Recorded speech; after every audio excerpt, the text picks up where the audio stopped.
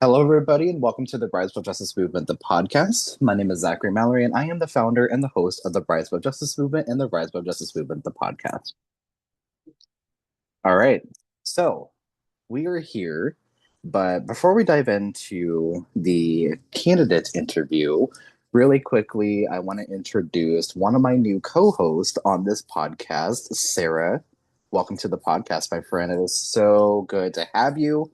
It's so good to do this work alongside you. You have been a sounding board for me, and I'm excited to have you. Sarah, do you want to kind of introduce yourself to our audience? Thank you so much for having me. Hi, my name is Sarah DeArmond. Zachary and I go back a little ways. It feels like, as we were saying earlier before this interview started, feels like an eternity, but I'm an advocate for incarcerated rights.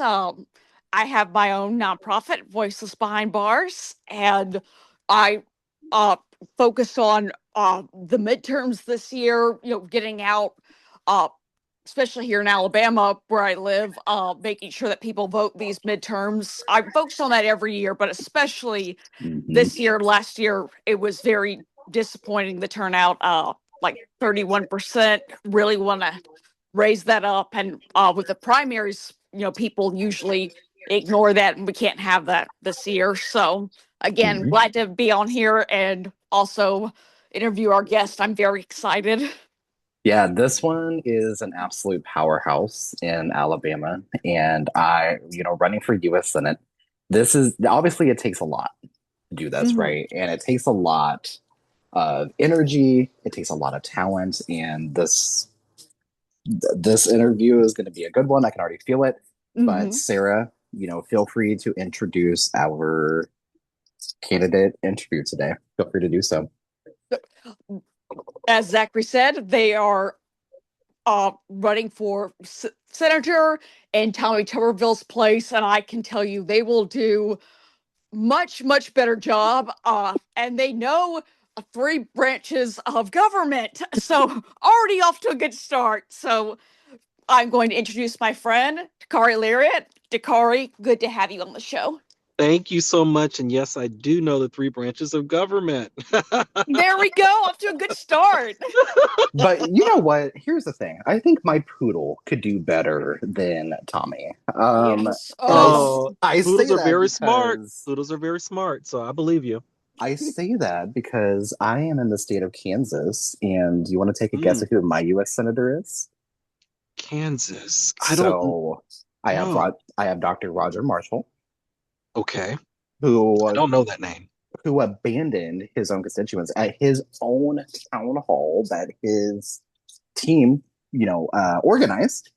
He was Mm, asked a couple questions from veterans, and he ended up leaving his own town hall. Like literally walked out, didn't answer any other questions, walked out, and never turned around and came back. And he hasn't done one up to now. And this was close to like almost oh my year and a half gosh. ago.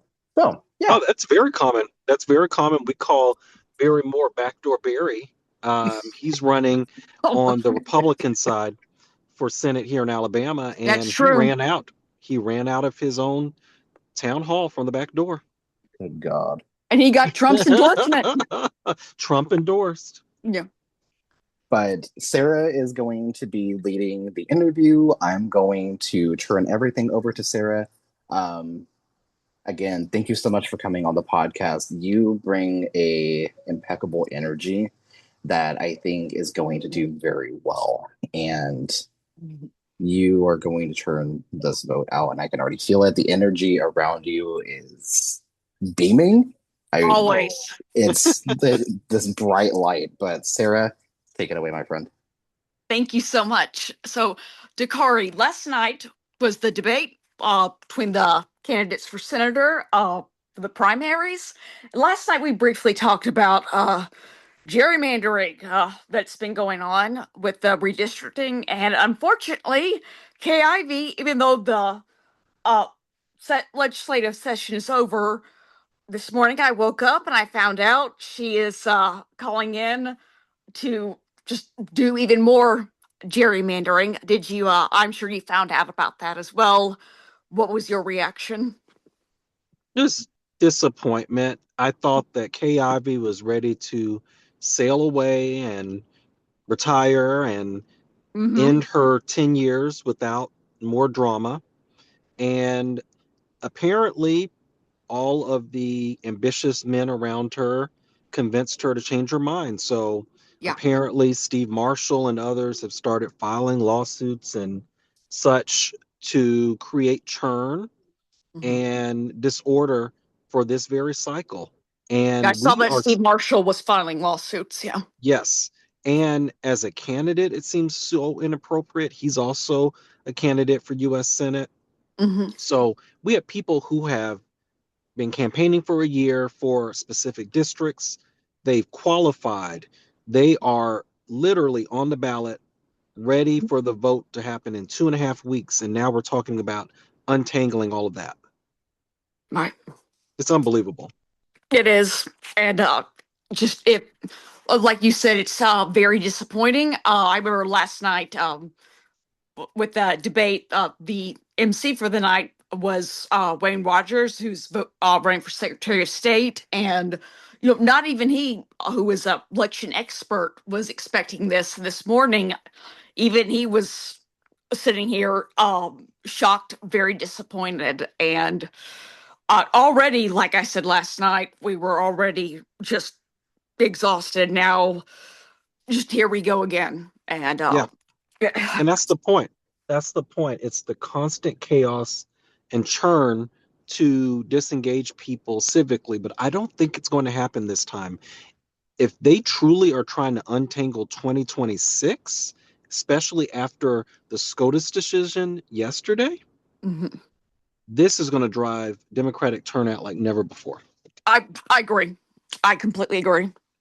And something else, Zachary mentioned that I wanted to touch on because mentioned who was you mentioned who walked out with the veterans. What's his name again? Zachary, that you mentioned. Roger Marshall. Yes. So Dakari, your father was a veteran. Can Yes. tell us about that growing up with your father being a veteran? How much that Yes. impacted you?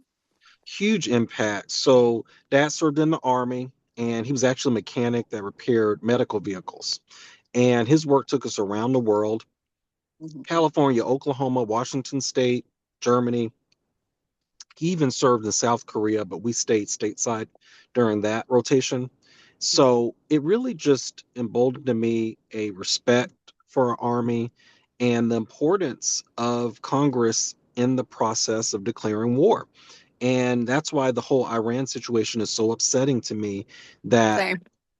essentially Trump has just started a war of choice. He's put our brave men and women in uniform at unnecessary risk.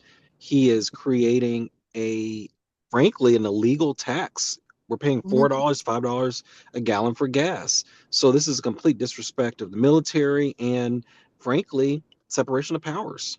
Mhm. And, I remember when he said, "Whole civilization was gonna die." Yes. What was your reaction to that? Because that scared. That really scared me. So I can't imagine like how the two of you felt. Oh, he's a madman. And He is. Yeah. thankfully, someone in senior leadership refused to give him the nuclear codes. But the way that they have been churning through military leaders, are they going to have kind of a Friday night massacre and get down to this intern that doesn't understand the law and the enormity of what is at stake? That's the concern for me. And Zachary, you and I have been talking about this. But one of our biggest concerns, and this is something I first asked Dakari when we first met, it's mass incarceration, putting an end Mm-hmm. to that.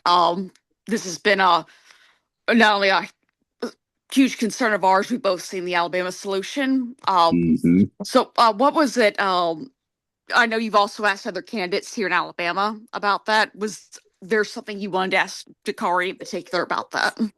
Yeah, absolutely. So, thinking about the Alabama solution and the conditions in which, they were brought up during that documentary, what would be some of the steps that you would take to, one, recognize mass incarceration, but also improve the conditions of people that are incarcerated across the country, not just in your district, because, as a US Senator, anything that you do is going to impact the entire country. So that's something that I think a lot of people do not recognize whenever they become a federally elected official. Your Mm. decisions, they're going to impact and it's going to trickle down to all of us, not just in Alabama, but here in Kansas, in my home state of Missouri, and California, etc. But what would be some of those steps that you would take to address the conditions in which prisoners are currently living?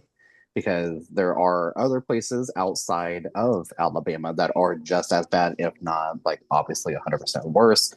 But thinking about this over policing, mass incarceration, what are some of those steps that you would take to address that? There are so many different things we can do, and we have such low-hanging fruit here in Mm-hmm. Alabama and nationwide. So I've actually spoken at the Alabama State House about my own real reason for running, my wrongful arrest that happened in 2024 when I Mm-hmm. was up in the Midwest in Michigan. And from that experience, I am very attuned to over policing. And in my particular situation, I was tortured by the Michigan State Police. Mm-hmm. I had my driver's license confiscated. And after getting the body and dash cam, after fighting and spending hundreds of dollars and hiring an attorney, realized those troopers were trying to plant drugs in my vehicle. And my anger from that night, realizing just how broken the system was, allowed me to create what I call the Motorist Bill of Rights. And what that does is it outlines our interactions with law enforcement, ensures that they are fair and transparent, and that we retain records and release them on demand to attorneys, and in my case, the victim or principal in these interactions to drive justice and again, transparency. But specific to the prison system, I was able to meet many of the families in the Alabama Solution documentary when I went to the Joint Prison Oversight Committee meeting in Oh, you were Montgomery there at the too? State House. I went well before the documentary. So, yes, I've been before and I spoke. And I got to meet folks whose children have been murdered in our prisons. It is absolutely unacceptable. So I started to write my own policy proposals. Now, a lot of this will happen at the state level, but as a federal leader, I can provide oversight and I can push the DOJ to enforce many of the actions. So a couple of things involve having a civilian board, and I want that board to be comprised of the families. I want them to That'd be hold great. the leaders accountable for all of the human rights violations. I want drug treatment. So, in my experience, I've spent a big part of my career in harm reduction. So, we want these people to come out and be safe in the community and to excel. I want to have training programs, apprenticeship programs, maybe even partner with unions so that they can come out with careers and contribute to society when they come out. I also want us to address something that we saw in the documentary around the access of drugs and contraband. So we have a situation where the law officers, the corrections officers, are dealing the drugs to the inmates. Right. So this is just inhumane, and folks are coming out worse than when they went in. And about your wrongful arrest, I remember reading this in your book that you were targeted due to your race and your sexuality. And I remember when they arrested you, got you in the jail. Something that really hit hard for me, and I'm speaking as an advocate, obviously. So outsider's point of view still hit me hard was when you were sitting in that cell reading names sketched on the wall. People who had been there before, names that people in that cell that stories would never be known. And so, would you say that running for office, seeing those names, you would also had an inspiration uh, for you to run for office? Those names, like you're running for them as well, the voiceless. Oh, for sure, for sure. I knew that innocent people went to prison and jail. Mhm. Statistically, of course, it has to happen sometimes.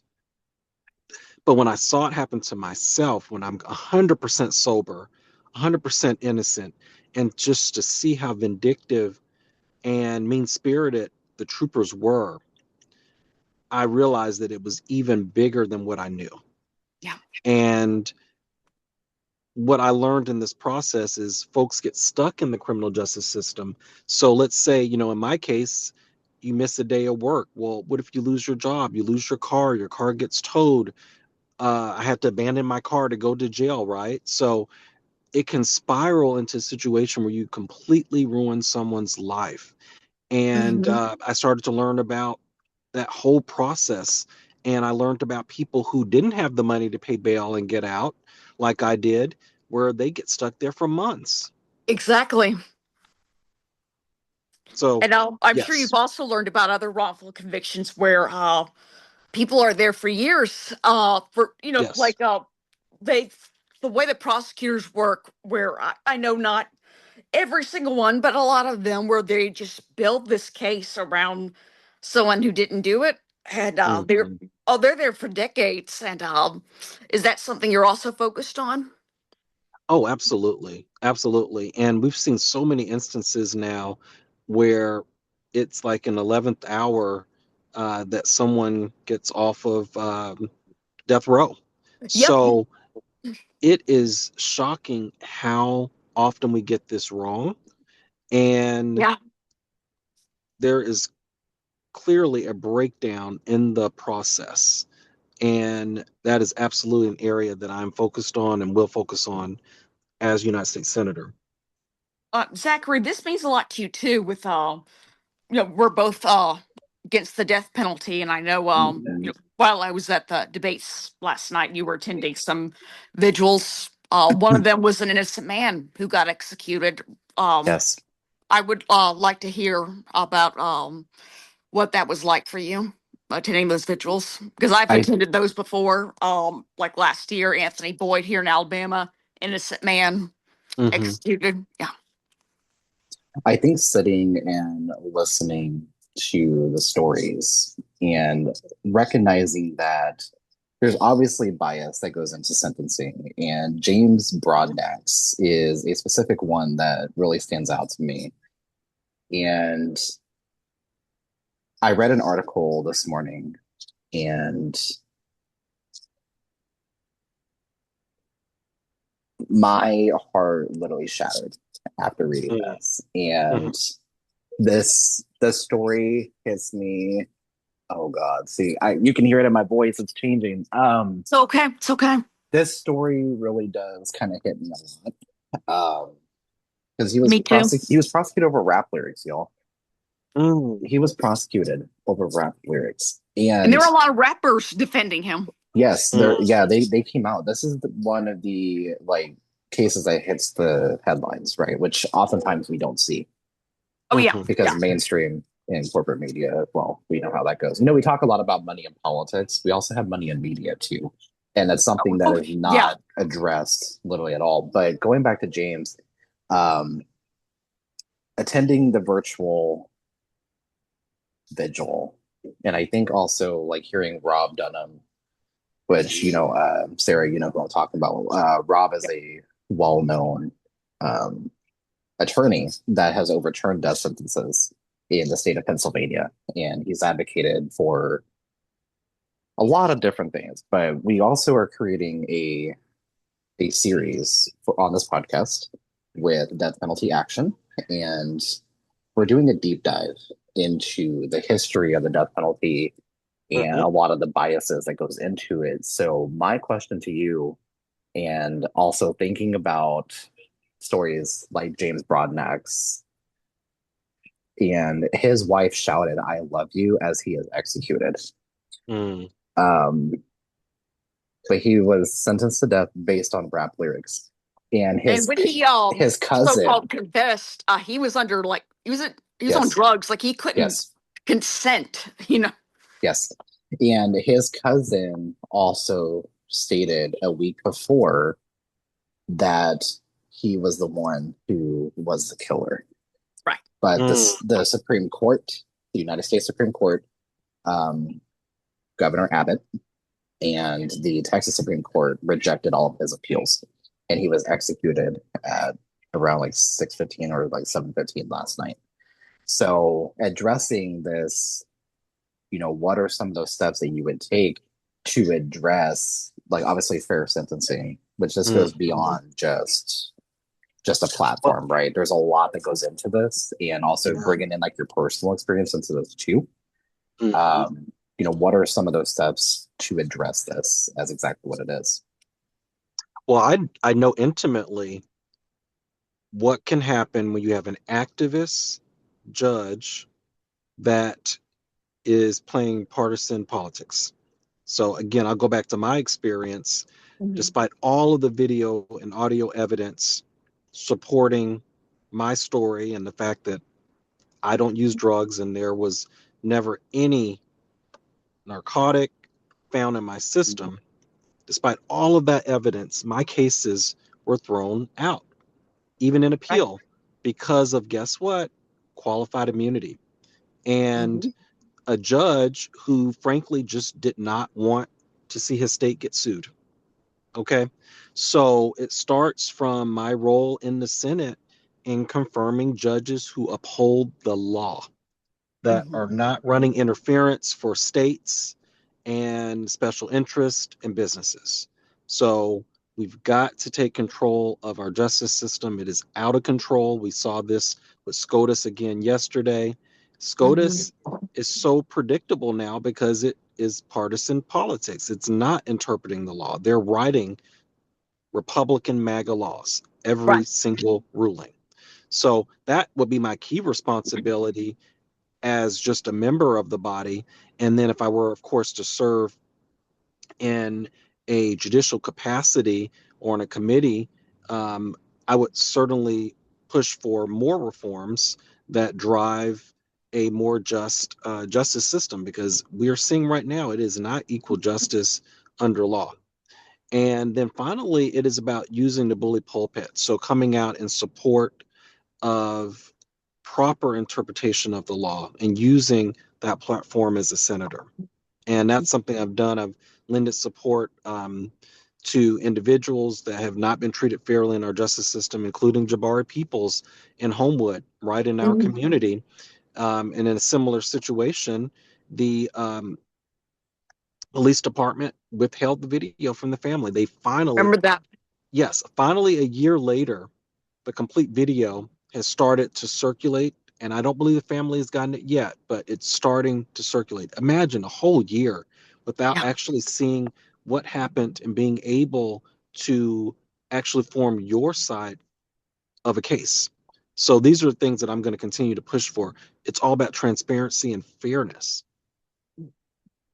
And touching on that's more, like, okay, so sorry, this also gets to me. I apologize.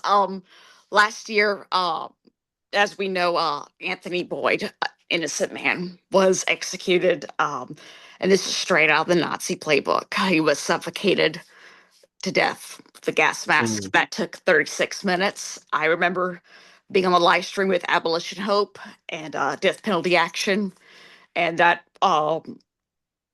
they cut for a moment to Holman Correctional Facility. For those of you who don't know, that's where they house the male death row inmates, and we heard them, banging on the walls, everything to let Anthony know they were with him, and that was hard to hear, but it's important. And we also know that on a federal level, Trump has also added same method of execution, as well as being electrocuted to death, firing squad. And for those who don't know, people think that's safe, and no, it's not. In South Carolina, in fact, there was a person last year who, and it's hard to believe, 15 feet, someone's being strapped to a chair 15 feet away. Three trained officers could miss, and they somehow missed, and he just above his heart, and he bled to death. So there's being a lawsuit right now being filed, and also Byron Black last year in Tennessee, lethal injection. After it was completed, his heart was still beating a minute for 1 minute. So no such thing as a botch-free execution. But my question to you is, and if you've ever read, for those of you, if you ever, I recommend that you read Just Mercy because even with electrocution, there are people. It has to be done with many people 3, 4 times before uh, they're dead. It's horrifying. So my question to you is, with Trump adding these execution methods, Anthony Boyd, what is your feeling about all this? Well, I think we have a couple issues at stake. One, the error rate is so incredibly high. Mm-hmm. So you can't undo a state execution, No. right? And we're talking about like double digit percentages of errors. This is significant. We're talking about people's lives. So I have an issue with that. Then the second piece is a constitutional issue. It's cruel and unusual. Yeah. So from that perspective, we have a legal conflict that I would be able to fight. And then finally, if you're not convinced by the empathy, you're not convinced by the legal argument, it's the cost. So Mhm. people think, oh, well, you're just injecting them with something. There is significant cost involved in a state execution, Mhm. and we don't talk about it enough. So for Oh all yeah, those it's those much more reasons, expensive on our mhm, tax dollars. yes. So for all those reasons, I think most people, if they really sat down and studied it, would be against executions. Mhm. So and okay, another thing about policing, even though ICE is not policing, but still on that subject, Zachary, I wanted you to lead with this one because ICE is something that very close to both of us, but that's something I wanted you to lead on about abolishing ICE, and Mhm. that's like something that's very close to us. So if you don't mind taking the lead with this one. Yeah, absolutely. So we saw what happened in Minnesota Mhm. with Renee Good and then Alex Preddy. Alex Preddy's murder definitely hits me. Somebody who has a healthcare background, that one absolutely hit me extremely hard. I still think about it to this day. Mm, I actually spent time at that donut shop that he mm, was murdered in front of. It's called Glam Doll Donuts, and I've talked about it on this podcast with a couple different interviews. But I used to spend time at that specific donut shop, so whenever I wake up and I see the news that ICE had shot and killed a nurse, it took a while for us to recognize like what his name was and who he was, and it come to find out that there was a lot of different angles from that, mm, and the mm, lack of accountability, the lack of transparency, and the blatant cover up of this murder specifically. Um, it prohibits state prosecutors from actually enacting in charges because the evidence they don't have access to. The Department of Justice, mhm, DHS, is obviously complicit in that silence whenever it comes to that. And the family deals with the consequences of thereafter. And they are the ones that deal with the brunt end of that lack of transparency and the lack of accountability. So, as far as ICE and DHS, what does it look like in your district? And how have you seen the community? This is kind of like a three-part question. So feel free to kind of like break this down however you see fit. But the first part is, how do we hold them accountable? Second of all, what has it looked like in your community? And then third of all, what are some of the other steps that you would take to address the accountability and transparency, if that makes sense? mhm. Well, it goes right back to my legislation. I think it's very timely that contemporaneous release of information to public defenders, to folks who have interactions with the police, is critical, and it must go to a neutral third-party cloud. As a background, we the taxpayers spend about $800 per body cam unit, and then police forces refuse to release it to us, or they delay, and we spend hundreds of dollars filing FOIA requests. It's just not fair. So that is the solution in my mind, is a nationwide policy around law enforcement being transparent. Now, what we're seeing in Alabama is not so much noise around ICE and collaboration with the police forces. A lot of that has frankly happened in blue states where Trump is looking to create churn and angst and frustration. So we've been, I think, largely spared from that as a deep ruby red state, as some would perceive it to be. But there's still actions happening in certain neighborhoods. We're seeing roundups like in Montevallo, even And there Colma was after. one in Hoover. Mm, There's a sushi restaurant in Hoover last year where they mm, kidnapped the employees. mm. And I was even down in Mobile at a construction site for a school. They apparently had a big roundup. So they're That's right. happening, but yes, but it's not as loud as Minneapolis or LA, for example, or Chicago. Right. Um, Moving forward, my kind of vantage point as a senator is funding. And we've got to be adamant that we codify our values and we strip funding when we disagree with the behaviors of these departments. And again, the confirmation process. So Kristi Noem never should have been confirmed for this role. And I will give props where they're due. Even the Republicans were frustrated with her lack of leadership and incompetence. And she, I guess, didn't even really survive a year ish in her role. So that is where the legislator can have a big influence. And we ultimately got her out of that role. Now we'll see if her successor is any better. He's actually stayed under the radar a bit. So that actually sounds a bit promising, but let's see. Mm-hmm. So, another thing I wanted to ask you both that talking about ICE and okay, sorry, this makes me a little angry, but I mean everyone should be angry who cares about children about this because okay, so we've seen the lies, and I know you both especially. Just being honest, you're both. I mean, it's not like this is secret. So, and with me, also being very active when it comes to LGBTQ rights. So you both know this more than anyone. But like I said, with me being very active when it comes to advocating, yeah. So there's a lot of just excuse my language, but bullshit lies. About the community and people saying they're after the kids, and I'll say to them, okay, you care about the children. Well, what about the fact that ICE is legally allowed to pat children down without their consent?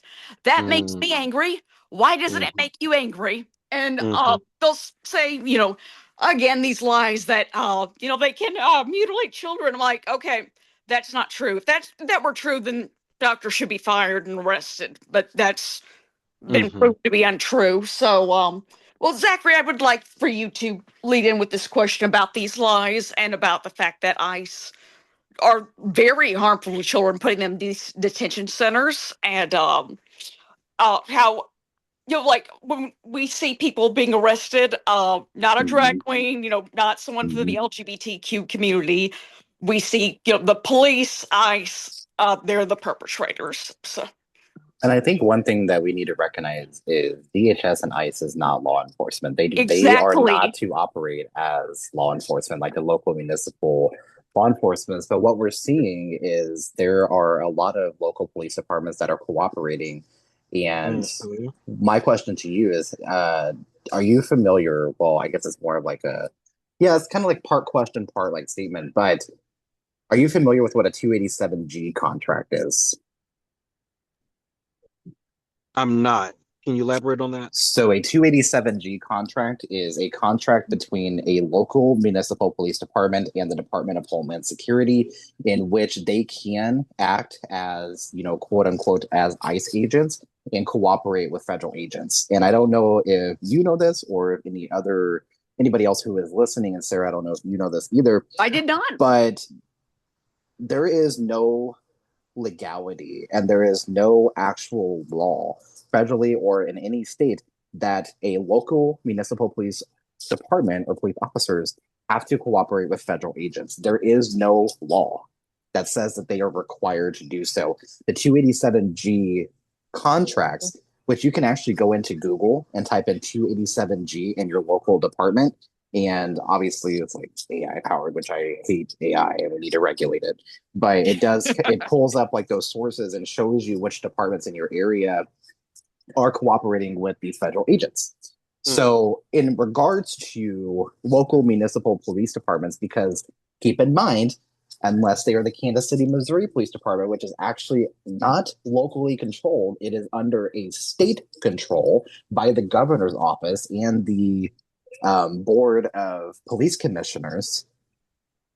So obviously advocating for local control over those departments that doesn't have that because they're still receiving taxpayer funds, but they're also enforcing federal laws where they don't actually need to do so, and they're cooperating where they don't actually need to do so, and they voluntarily enact these 287G contracts.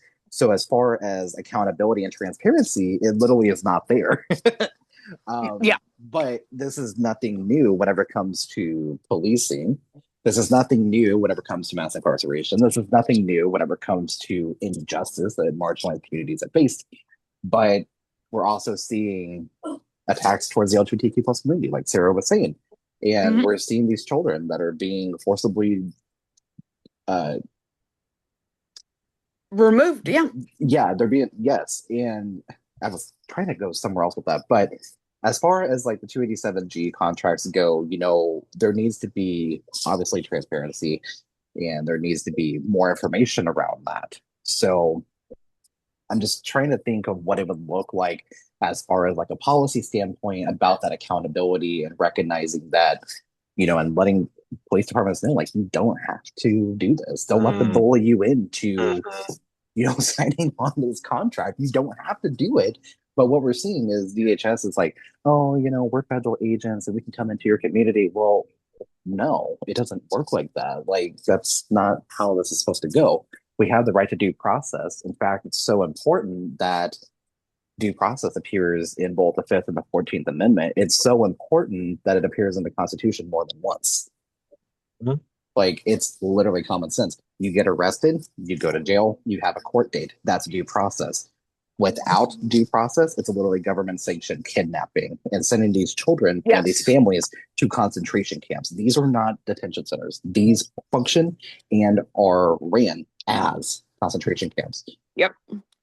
That is something to recognize.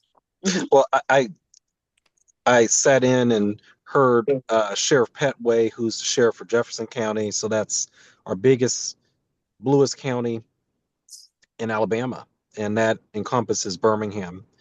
And he spoke just about this very issue. I wasn't familiar with the technical term, but it comes down to having progressive leaders in law enforcement that understand the law. And his perspective is very similar to what you just said, that he is not required to coordinate with ICE. Now, his responsibility, as he understands it and as he explains it to his staff and his deputies, is keeping our communities safe. So if an immigrant were to commit a crime, they would be treated like anyone else. But then, of course, we don't want those individuals in our country, and they would go through a formal process, with due process, with ICE. But in the daily course of operations, no, they are not empowering their sheriffs and their deputies to be riding around deporting people. And that's not what they're trained to do. It's a bad use of resources, and it's not what they're going to do. So we've got to get more people like that in office. And I will certainly continue to build relationships with folks like that and support their candidacy. And I wanted to know, okay, this is I remember talking to you about this before, and I wanted to don't want to mention their identity, but no, the politician, yeah, absolutely, but a family member of mine was with a group they're part of. Uh, it's again trying to protect their identity. I'm being pretty bad about it, but this is a community service group. So Wes Allen, I don't mind you saying his name, was speaking to them, and someone part of that group asked him about abolishing ICE. He danced around it. Someone yelled, "You didn't answer her question," and he wasn't expecting that. But so I've asked you this before, so of others, and you've always been straightforward. So I'll ask you right now, how do you feel about abolishing it?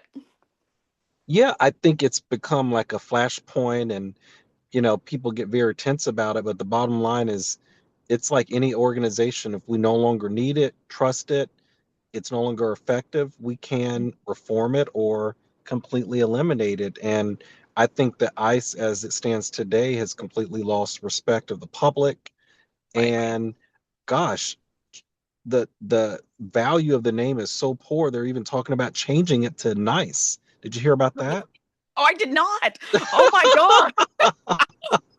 Yeah, they're going to So be it's called. a They're going to be joke. named nice agents, and it's a way of Yes. trying to bring like that. Rebrand. It's Yes. a joke. It's a complete joke. It is. And the leadership is ineffective. Of course, we had Mhm. to remove Christy Nome. So I Mhm. always say this, the organization is barely 20 years old. It was formed after 9/11.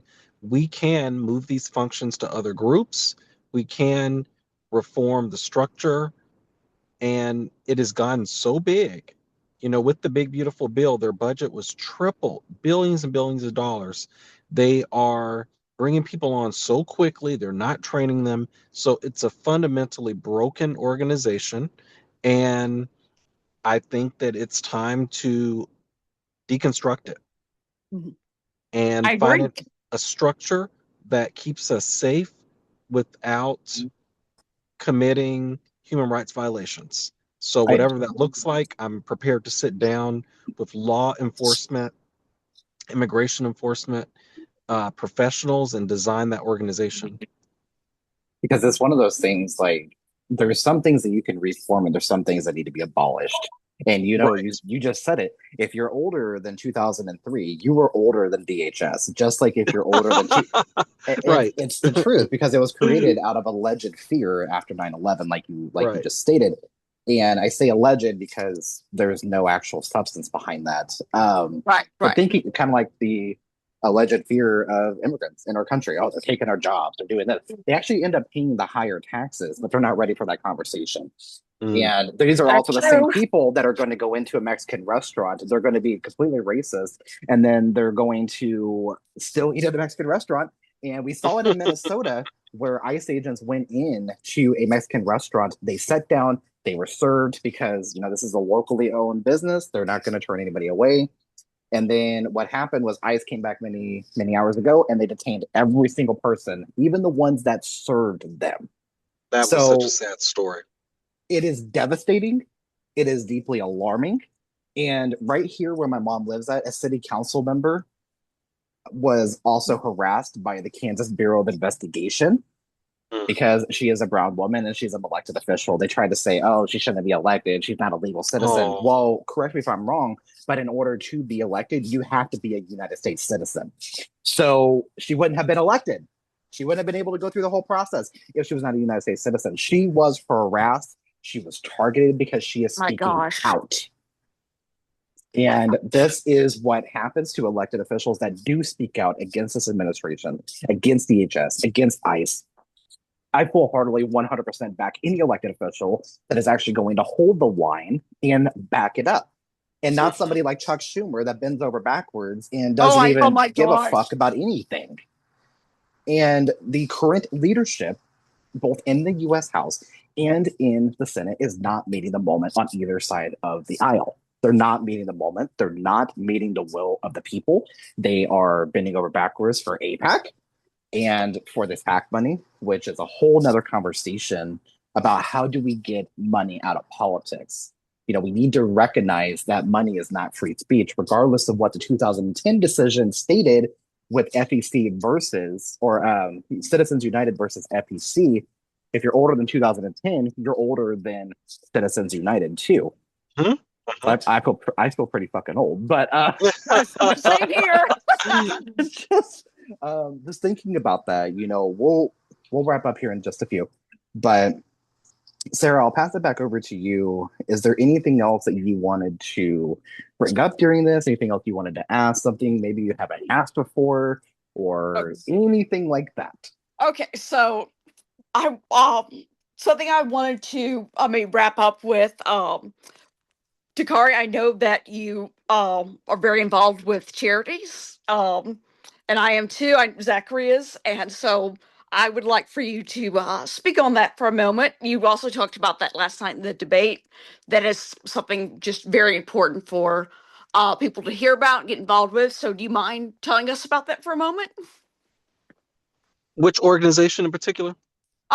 Like I know you're involved with like Meals on Wheels, Humane Society. So, Oh, yes. Oh, so there's so many different organizations. Meals on Wheels is one that's really important to me. Food insecurity is real here in Alabama. yeah. And I was looking for something to do, frankly, in the midst of the pandemic, and started to hear so much around our home bound seniors and individuals that just simply can't afford food. And we saw Mhm. the escalation in prices. And that's how I learned about Meals on Wheels. And it has been an amazing opportunity to get into the community. I try to drive all over Jefferson County so I can learn different parts of our state and meet our seniors. And oftentimes I'm the only person that they've seen that day. And it just really, really is amazing. And I encourage everyone to look into it. It doesn't take a lot of your time. Right. And you can choose your own route. If you want to drive nearby your house, you can do that. Or, like I said, drive in different communities around the metro area. So um, we all have a part to play. And We do. if you're able to give financially, wonderful. If you're able to give just a little bit of your time, this is a great way to do it. Hmm. And also, okay, so wrapping up here, what would you like to tell us where to find out more of your campaign? And please tell us about where we can find more information about your book. Yeah. Yeah, so learn more about me at dakarailarriettforsenate.com, and everything is there. So all of our social media links, which are going to be Dakarai Larriett for Senate, and then my book, Don't Flush. And then there's a big button to donate, and that is so critical for this campaign for U.S. Senate because it allows us to amplify our voice. Because I'm running for U.S. Senate, I need to speak to 5.25 million Alabamians, and you can be a part of that as well through volunteering. So we have phone banking sessions every other night of the week, and you can do that remotely. Simply click get involved and indicate your interest in phone banking. So we need everyone's help if we're going to flip this seat, the Tommy Tuberville Senate seat, the Class 2 seat, and finally put someone in place who wants to do the work, has the empathy and lived experience to represent all Alabamians. Great. And definitely uh, more than ever, we need to get involved, especially with the primaries coming up. And I believe that Alabama is ready for change. And I will be there voting in the primaries May 19th. Remember that date, Alabama, May May 19th. 19th. And then May 4th is the last day to get registered. So May the 4th That's be right. with you. And yes, nice. I was waiting for that. And remember to take your registration as well. Yes, frequently. Is Alabama an open or is it closed? Open primary Is state. it open For primary? now. Okay, For now, they're looking to restrict that. Mhm. of So course, we of are in the course. death spiral of voting access. Mhm. Absolutely. Dakari, thank you so much for joining the podcast today. I greatly appreciate you. Anybody out there, if you are in Alabama, please get out and vote in the Alabama primary on May 19th. Dakari is running for United States Senate in the state of Alabama. Again, thank you both. I appreciate you both. And Dakari, I wish you the absolute best. I'll be watching from here, from afar in Kansas, but I'm sure Sarah will be texting me, letting me know what's Oh, yeah. going on. So, Yeah. again, take care of yourself and we'll see you out there, okay? Of Thank you, You too, Dakarai. Zachary and Sarah. Thank you so much. Have a good one. course, thank Thank you. you. Bye.